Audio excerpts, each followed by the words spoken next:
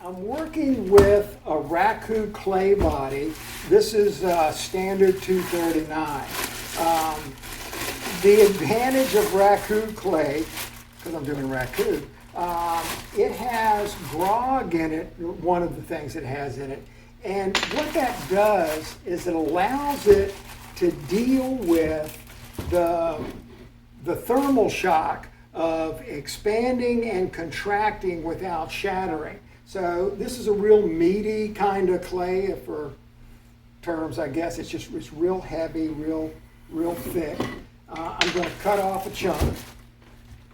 All right, and then I'm going to put this on the slab roller. Now, if I were putting together used clay, I would be wedging and doing all that process. This, I'm just going to flatten it out a little bit before I put it on slab roller.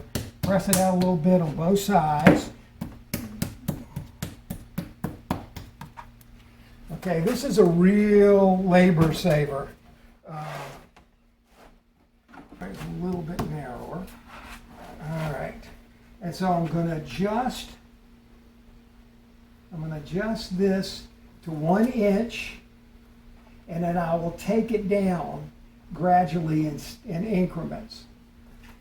Okay, so I'm going to take it through,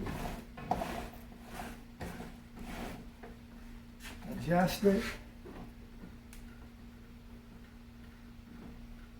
It's a whole lot easier than the old rolling pin method.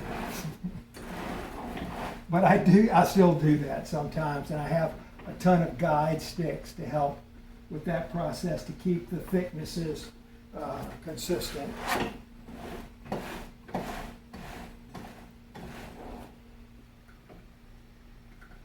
Taking it up, or down rather.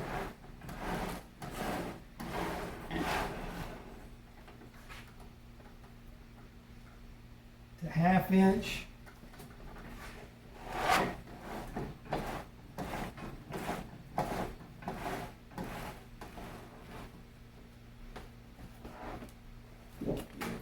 And then 1 last to 3/8.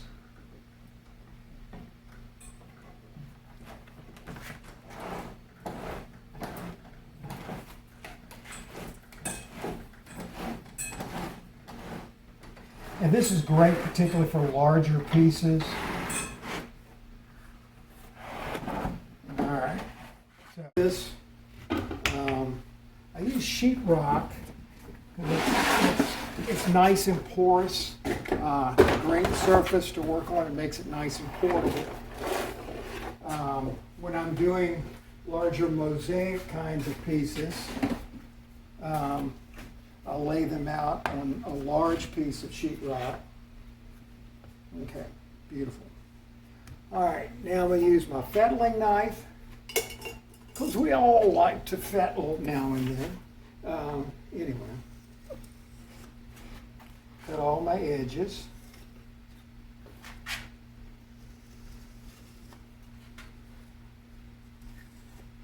Okay. Take this. Nice thing about clay is you can recycle what you don't fire. I can wedge that back. Okay, next step, I'm going to put. Okay, this is my form that I've cut out using the jigsaw. Okay, got this. That's going to come on. Let me flip this over. Okay,